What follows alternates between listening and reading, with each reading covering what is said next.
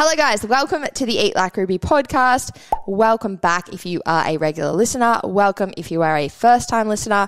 I am here today by myself. I'm going to do a solo episode and it's going to flow on nicely from last week's episode. So if you haven't listened to that one, I would definitely advise doing so. You can listen to today's first. It'll still make sense, but I think it'll just flow on and there'll be a lot of crossover between the two and it'll tie in quite nicely. So put that on your to-do list if you haven't listened to that one. In summary, last week we spoke about moving to maintenance and/or managing our nutrition and our expectations coming into the holiday season.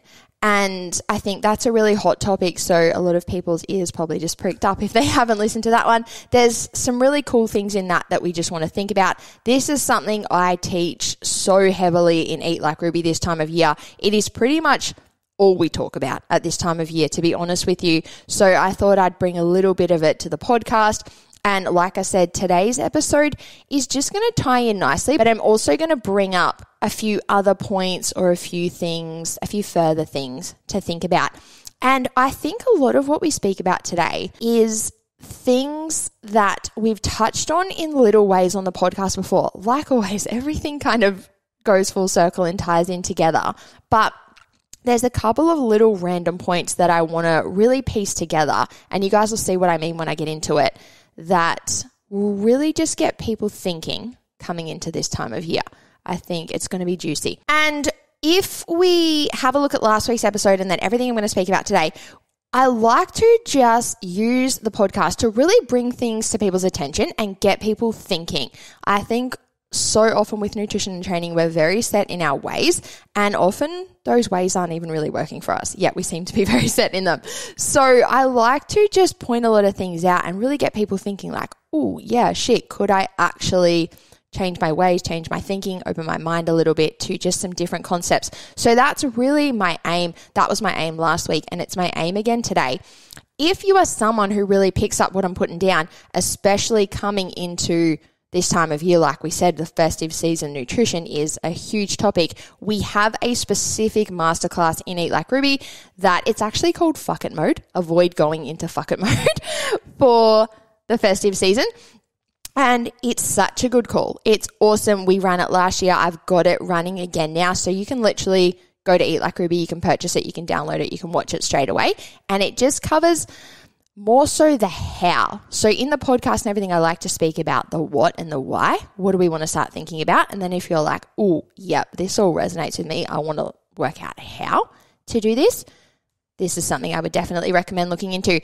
If you are in the Eat Like Ruby fat loss phase, you have access to this call. Hopefully you've watched it by now and you're all sorted with this. And if you want to be in the Eat Like Ruby fat loss phase, you can join the waitlist for the next round. But with all that being said, I'm going to get into today's episode.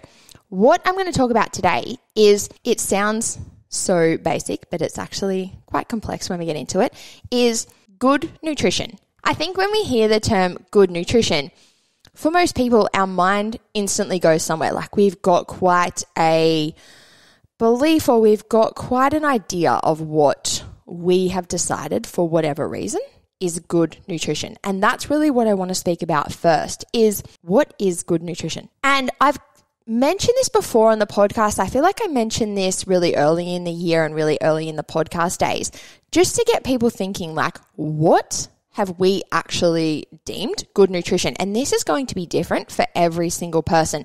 And that kind of backs up my point. When we think about the term good nutrition, most people are like, oh yeah, that means like eating good. You know, I try and eat good. I'm trying to be good. We hear all these things all the time. Yet when we actually really look at that wording, it's like, what is good nutrition? There's no real definition of that. And if we think about, like I said, the definition is going to be different from person to person. And most people don't even really have a definition. They run that story. It's such a common line people either think or they hear or whatever. Usually what has happened here, if we think about dieting and our exposure to dieting and everyone around us dieting, like it's such a big thing. And usually we've spent a large part of our life hearing about people on different diets, watching people on different diets, watching people who are somewhat role models or leaders or influential in our life, like our mums, aunties, grandmas, whatever, sisters, friends. usually we've watched these people implement their version of good nutrition, or at least attempt to implement their version of good nutrition is probably a better way to look at it. And again, even if you look at every one of those people, we can all probably name a bunch of our friends or our relatives or whatever that attempt to, air quote, eat good, yet every person is attempting something slightly different. You know, you might have one person over here doing low carb. You've got one person over here eating clean. You've got someone doing keto. You've got someone doing paleo. You've got someone avoiding sugar. And there might be crossover in all of these things. But what I'm really getting across here and what I want people to start thinking about is so many people are setting, it's funny because it's like a loose rule, but we cling to it so tightly. Like the rule of like, I'm going to eat good is so loose when we think about it. Like that has no definition, yet people put it on themselves very, very intensely, very strictly, which is a really big disconnect. It's like for most people with that intense restriction that they put on themselves, like I need to eat good, comes a lot of like stress, emotion. We're quite frantic. Like it's quite a hectic negative thing where people are like, I need to eat good. Yet the actual definition is so loose. And I think that's really important to clock first of all. But what I was getting at there is we watch so many people attempt to, air quote, eat good, but for each person it looks very different. And what can then happen is we then start to put these rules or this mentality on ourselves over time, especially of, you know, like I need to eat good, I'm trying to eat good. And you've probably picked up little things from every person that you're exposed to, everything that you read, everything that you see on the internet or whatever, of what you're deeming to be good, and you start to kind of formulate that definition of good for yourself, but there's still not really a clear definition in place. And if we think about that, like I said, usually we cling to that, and a lot of negativity comes with it in the form of stress, or we beat ourselves up, there's punishment, there's regret, there's guilt, like all of the things that can come with nutrition and with eating. And if we really tie all this in together, we put that pressure on ourselves to do something like eat good. Yet if you really pull it apart and think, what is actually good to me? I don't even have a clear definition of that. It's like I'm beating myself up for not doing something or not sticking to a rule or not sticking to a plan, but I don't even really know what the rules and the plan is. And that's so crazy when you think about how negative nutrition or eating can be for people. It's like if you're going to be really beating yourself up about something, you at least want to know why. If you think about a person being like, I was going to eat good and I didn't, and and it's a very big spiral. If you then said to that person like, oh, okay, well, what is actually the parameters? What is the real definition of eating good? People then tend to be like, oh, you know, like you got to eat clean and you can't eat bad and don't eat junk. But then even again, if we really pull that apart, it's like, well, what is clean? What is junk? What is bad? What is good? There's no real definition. There's no real parameter on these things, yet we cling to it so tightly. So I think that's just really important to think about. And I think one really cool thing to look at there, I think a big thing that comes up for people is the term clean eating. Like we've all heard this for years. We've all heard that. And it's so funny because people might have even heard what I just said and then thought, oh, well, good to me is clean. Like, yep, I get what you're saying, Rubes. Like, good doesn't have a definition, but my definition of good is clean. If we really look at that, what is the definition of clean eating? And I think this is so interesting to look at because this will even change from person to person. Like, you could get 50 people on different diets and you might have 10 of them that say, oh, well, my diet is I eat clean, right? If you then pulled those 10 people and said, what does clean eating look like to you? That's going to look different from person to person. And what I think has happened here is if we thought about this 20 years ago, like if you said to someone 20 years ago, what is clean eating? And most people now even still think like fruit, veggies, lean protein, like meat, maybe eggs, maybe a bit of dairy, nothing too, I hate using the word processed. It's a little bit of a side note. I never use the term processed food because the actual definition of processed food is anything that has been altered from its natural state, which includes cooking. So if you cook your chicken, you technically eat processed food. So this is why I never use the term processed food because people will so often say like, I eat clean, I don't eat processed food. And it's like, if you cook anything, you actually do eat processed food. So I'm so mindful not to use that. But I think for a lot of people, that's kind of where their mind goes. Like clean eating is nothing processed, no additives. Everything's very natural, right? I think that was actually quite true 20 years ago. And I think as time has gone on, it's a bit of a two-parter where what people are deeming to be clean has changed so much.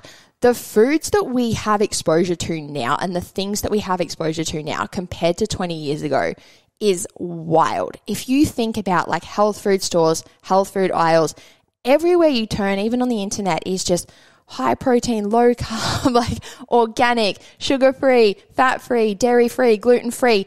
There's so many products out there. There is literally so many, like air quote, clean health products, whatever we want to call them. That has grown so much over the last 20 years. And the momentum of clean eating and the popularity of clean eating has grown so much over that time as well. And I think what that has led to, in my opinion, is we're in this position where more people than ever are, air quote, attempting to eat clean. Yet what that actually looks like is a bit of a fucking shit show, in my opinion. If you think about all those things these days, there's so many, like protein bars, health foods, whether it's health foods that we buy, if it's like healthy raw treats that we bake, paleo treats, keto treats, you can buy. There's companies now all over the internet where that is their sole thing. It used to be like a tiny little section in the supermarket with like a few protein bars and like health treats. I don't even know what you call them. But now there's just millions of companies where their sole thing is like gluten-free cookies, sugar-free cookies, like so many. And what I'm really getting at there is, if you come back to what I was saying before, if you took 10 people who said, I attempt to eat clean, I think if you asked all of them, like, what is your parameters of that, it's going to look different for every person. I would argue that a lot of people would say, oh, like protein bars and protein shakes are included in that. Yet another person would say, no, like a protein bar is not a clean food. And neither one of those people is right or wrong, because there's actually no definition. Can we actually say, yes, a protein bar is clean, or no, a protein bar is not? We can't actually say that because there's no definition of what a clean food is. And I think there's a couple of little issues that happened here. Like always, if you're someone who does attempt a clean diet or does attempt to eat good, whatever that means for you, and you've truly found your sweet spot with that and what works for you, amen. Like, I would never criticize a person. If you have looked into different ways of eating, you've found the one that works for you and you truly feel good about it, that is literally what I am about.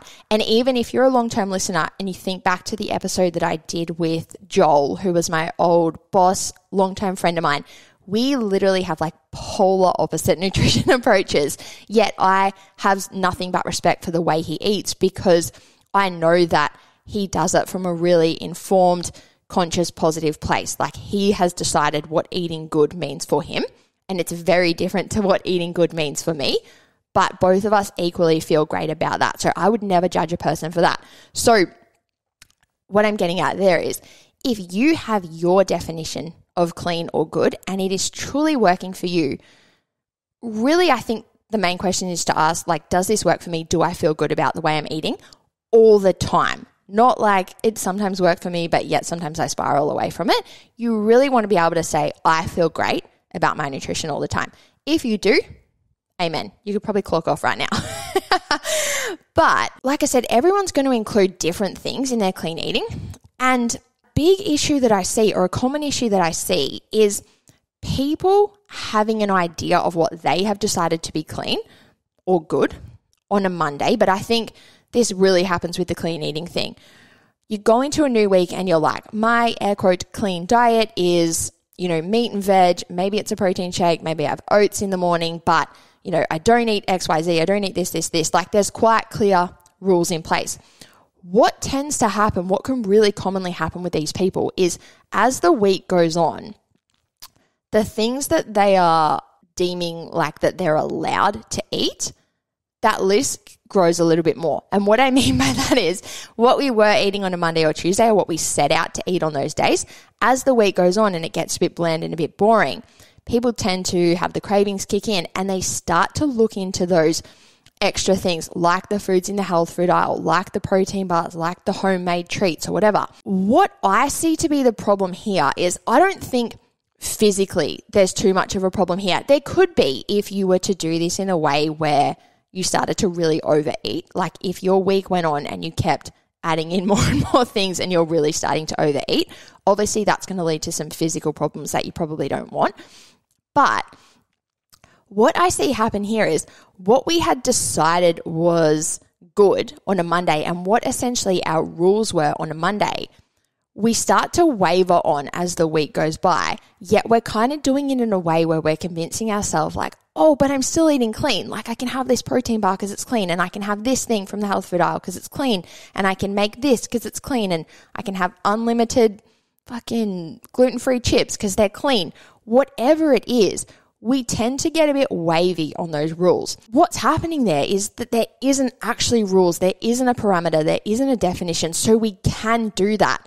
But what really tends to be the problem is there's an underlying thing where you're like, this isn't what I set out to do at the start of the week. Like, yes, I'm convincing myself, and I say that in the nicest way possible, but we are kind of convincing ourselves like, oh, I'm still eating clean. Like I'm still sticking to the plan. Yet really, when you look at it, you're like, this wasn't the actual plan on Monday. Like on Monday, I was only eating like meat, veg, protein shakes, and oats. As the week went on, I've started to add in more and more air quote clean foods. I'm very far from what I actually set out to do, yet I'm convincing myself that, no, it's still good, it's still clean. And the issue that I see there is that it creates such a leaky energy and such a shitty mindset where we have such a lack of self-confidence and self-trust. If you set out to do something on a Monday and you feel like you gradually waver further, like more and more, and get further and further from that initial plan, there's a real subconscious underlying thing happening, maybe even consciously, where you're like, I can't stick to my plan. And now I'm using that loose term clean eating to justify and kind of formulate a new plan, but be like, it's still clean. The reason I bring this up and the reason I'm like so passionate about this, I guess you would say, is because I truly believe that getting to a point with your nutrition and body composition where you do have self-trust and self-confidence and you feel like you set plans and you follow through on them is an absolute fucking game changer, in my opinion. If people come in to Eat Like Ruby and they achieve nothing else, I want people to achieve this. I want people to feel like they get to a point where they're consciously and positively deciding what their week of nutrition will look like, and they're following through on that week, and they're getting to the end of their days or their end of their weeks, and they're saying, fuck yes, go me. I said I was going to do something and I did it. I think this is literally a game changer because for so many women especially, and maybe men as well, but obviously I'm a woman and I work with women, there has been years, for some women decades, such a strong history of weekly, if not daily, setting out to do something with nutrition and essentially failing on what you set out to do. If you go into a day or you go into a week and you say, I'm avoiding this, I'm only eating that, I'm being good, all of the things, and you come undone with that at some point in the day or the week, you failed. And again, I say that with love. I'm not judging people, but that's how we're left feeling. If you wake up on Monday and say, today I'm doing XYZ with my nutrition, you get to the end of the day and you haven't done that, you're like, well, I failed on the thing I set out to do. If you are someone that has had days, weeks, months, years, or decades of failing at something, and you can change that to, I set a plan and I followed through on it, that is an absolute game changer in my opinion. I just think that is the ultimate goal, to feel like you're in control and you're making the decisions and you're the one like driving the nutrition car, if we want to call it that. But if we go back to that clean eating scenario and that clean eating week, when we don't have definitions or parameters or anything on our nutrition, and this isn't to say that we always need to have fucking rules in place with food, but when we don't, and then we kind of loosely put something in place and we waver on it, we tend to beat ourselves up. It almost comes back to my first point where the actual definition and everything is really loose, yet we beat ourselves up so intensely for failing at something that was so loose in the first place. It just doesn't make sense. And that's where I think we need to look and say, okay, well, how can I change this and put a plan in place that I can actually follow through on and start to build that self-trust and self-confidence. And I just think that is absolutely key to then navigating so many other areas of nutrition. I don't want to get too off topic, but I would say a person that goes through that and starts to build that self-trust and that self-confidence then starts to feel like, hey, I could knuckle down and do a really successful fat loss phase if I want to. Hey, I could go into a muscle gain phase if I want to. I can go on a holiday and enjoy whatever the fuck I want for 8 weeks if I want to, because I have self-confidence, I have self-trust, I back myself to get back into a really good routine or to nail a really successful fat loss phase or to navigate a muscle gain phase. You're in control. That really is the underlying thing there. If you are someone who's felt like you haven't been in control with nutrition for whether it's weeks, months, decades, whatever, you're not going to feel like you can take your nutrition in any direction you want to. You're like, I can't even nail a fucking day. So if you start to turn that around and think, hang on, like I'm in control of this, I'm driving the nutrition car, as we now apparently say, you can take that in any direction you want. And I think I see that so much in Eat Like Ruby. And to me, that is just the ultimate win. All right, guys, we've had a question from podcast producer K Money. She has asked, for a person who feels like they are, what do you mean essentially like in that struggle, fail energy, what's the key to stepping out of it? Yeah. So this is where I think flexible dieting is a game changer, because what I think happens in that scenario of people essentially failing is continuously putting a plan in place that they don't enjoy, they can't adhere, they don't want to stick to. And it comes back to what we've spoken about so much on the podcast before, where people are like, I'll just rely on my willpower and that kind of energy. And if we think about willpower, we don't want to implement a diet that we fucking hate for the rest of our life and just be like, well, hopefully my willpower is really good every day.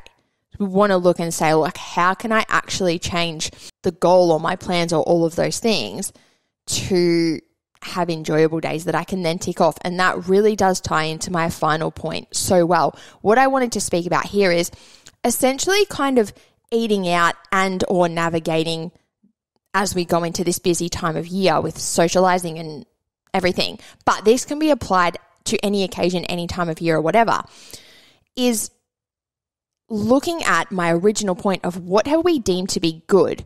And this can change at any moment. You could wake up, and I think, again, when you're a person that's starting to build your self-trust and your self-confidence and you're starting to get some success, you could wake up on a Monday and say, you know what? What's good for me today is to perfectly track and weigh every single fucking thing I eat. I am getting after it this week, right? Equally, you could wake up on a day and say, you know what's going to be good for me today is to just make sure I eat enough protein. And this is something I talk to the girls in Eat Like Ruby about a lot, is managing our expectations accordingly, like managing our plans and our expectations accordingly. If we think about that first scenario of a person waking up and just saying, I'm fucking getting after it for the next 7 days. If we look at our schedule, we look at our lifestyle, we look at everything, and we look at our goal, and it makes sense for our goal to do that, and we make this decision from a positive place of like, you know what? I'm going to have a solid fucking week. Let's actually go. It's a very positive energy. Like, you're motivated, you're keen, you're getting after it. If we look at that person over here, like I said, who might just go into a week and say, my goal for this week is to just eat enough protein. If you've got a lot of shit on, I always say to the girls in Eat Like Ruby, if you've got something like exams or you're moving house or you're doing something really hectic where that first approach just actually wouldn't be too sustainable and or too enjoyable. Let's say you're moving house and literally everything you own is in a fucking box. Are you going to weigh, measure, track everything perfectly? Moving house is just one of the most friggin' stressful things in the world. I feel like we can all relate. You're not like, shit, where are the food scales? Got to weigh out my fucking salad dressing. Like, you're like, no, fuck it. I'm getting Subway from one in between one house to the next. And what I'm getting at there is, this is where I think it's so important to have a look at our goal and our lifestyle and say, what would be good for me today? What would work for me? What would I put my head on the pillow at night and say, that was a good day of nutrition? If we think about those two scenarios, let's say you are moving house or you're doing something really hectic and you had tried to run with that first scenario of like, I'm tracking, weighing, measuring everything perfectly. I'm eating at exact times. I'm just eating like a bloody robot, right? You might be able to do it. Like if you can, amen. But for a lot of people, we wouldn't end up sticking to that. It just wouldn't be too achievable with the other shit that's happening in our life, aka packing up everything, driving around, unpacking, moving, all of that. If we can go into that and be proactive and say, I'm not going to put an unrealistic expectation on that day. I'm going to put an expectation on this day of like, I'll have a few protein shakes on the go, I'll have a few pieces of fruit, and I will get Subway for lunch. If you set that as your plan before you go into the day, you can actually adhere to that and follow through on that because it is achievable and it makes sense for your day. You get to the end of the day, and again, it comes back to that message I said before of like, I said I was going to do something and I did it, as opposed to the person over here that was like, no, I'm still going to eat perfectly. That went to shit because it just fucking didn't make sense for my day. And now I get to the end of the day and I feel like shit because I said I was going to do something and I didn't follow through on it. And that's where that element of failure comes in. And if we think about, I feel like I've said this on the podcast, I definitely say this in Eat Like Ruby all the time. If you think about those two scenarios, let's say you were going to aim for a perfectly tracked day and you couldn't do it and you ended up doing something similar to that other day, a couple of protein shakes, few pieces of fruit, then you get Subway or whatever. The food that you've eaten and the calories and everything that you've eaten is exactly the same. Yet when you have decided beforehand that that's what you're going to do because it's going to work for you and make sense, when you actually do it and you get to the end of the day, it's like successful because I said I was going to do it and I didn't. If you were attempting to do something else and you end up doing this, like I said, the food, the calories, everything is the same. Yet at the end of the day, there's an element of failure because you're like, well, that wasn't what I was going to do in the first place. And that's what I think is really important to come back to our original point and say, well, what have we deemed to be good? And we need to look at each situation or each phase of our life or whatever and say, okay, well, what would be good for me right now? And a really good example or a really good thing I love to teach the girls in Eat Like Ruby with this is when we look at something like eating out, and we do so much chat about eating out in the fat loss phase and in all of the programs in Eat Like Ruby, but this is just a little snippet of it. If we were to go into a meal, for example, like I always use the Italian meal example. I don't know why. I've got a thing for pizza. Let's say you're going out for Italian, like with friends, family, whatever. If you were to say to yourself, like, I'm just going to eat salad. I'm not going to have any garlic bread. I'm not going to have any pizza. I'm not going to have dessert. I'm not going to have wine, whatever. If you were to go to that meal and then get to a restaurant and everyone's having all of those things I just mentioned and you're like, oh, I said I was going to eat salad. For a lot of people, we don't follow through on that. And if you can and you want to and you do, that's perfect. Like I said before, some people will, and that's great. But if you're someone who knows that, like, anytime you set a plan like that, it's actually quite unrealistic, you end up getting there and essentially giving in. Usually what then happens there is you eat a lot of things that you weren't planning on eating because you had set a different plan. And that's where we see a lot of guilt, regret, people wanting, like, it's a really negative thing. It's like, fuck, what do I do now? I wasn't going to do that. I did it. I feel like shit. That big failure element kicks in and all of those things. What I say to the girls in Eat Like Ruby is there's so many things we want to look at when eating out. But if we were to go into a meal like that and say, you know what, maybe I'm going to skip the garlic bread, but I'm going to have a pizza. I freaking love pizza. I'm going to a pizza restaurant. I'm having a pizza. I'm skipping the garlic bread. I'm skipping the dessert, but I'm enjoying the hell out of the pizza. If you actually make a conscious, controlled, positive decision before you go into it and you're being proactive, you can actually go there, sit there, enjoy that pizza, come home, and again, it's that very different energy because you're like, well, I said I was going to do this thing and I did it.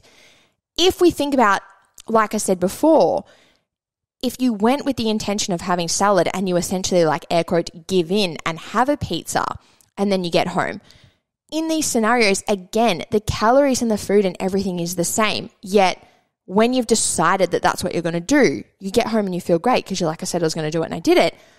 When you've said, I'm going to have salad, I'm going to be good, all of these things, fuck it, I'm having pizza, we tend to come home and have that big element of failure because we weren't going to do it and we gave in. And this is where deciding in advance what is good for us is such a game changer. And this is where I think heading into the festive season, it's really important to manage our plans and our expectations and everything instead of just going into December. If you look at December and you're like, I've got 3 events every week for 5 weeks that are food, they're alcohol, I'm not going to be weighing food, I'm not going to be tracking, I'm essentially not going to be able to stick to my normal plans, right? If we have one of these a week or we have one every few weeks or whatever, we can navigate this. If we find ourselves in a position where there's like 3 a week for 5 weeks, like I said, obviously we want to work with that instead of just air quote trying to be good through things, getting there, umming, ahhing, giving in, failing, trying again the next day. And we see people go through, and this is what I talk about in the Fuck It Mode Masterclass, what we call the most wonderful time of the year. People tend to absolutely fucking hate because they're like in this loop of like, I'm trying to be good. I went to an event. I fell off track. I woke up the next day. I'm trying to be good. I went to another event. I fell off track. I woke up the next day. I'm trying to be good. I fell off track. And what tends to happen there is people get in this mindset of like, I can't fucking wait till this is over. I cannot wait till January. If you find yourself in a position every December where you're like, I can't wait till all this is over, you want to look at that. Like I said, we declare this the most wonderful time of the year. There's so much food, there's drink, there's family, there's friends, there's catch-ups. Most of us are on holidays. We look forward to that all year. And it really is this energy of, for most of us, we look forward to it. And then when we're in it, we can't fucking wait till it's over.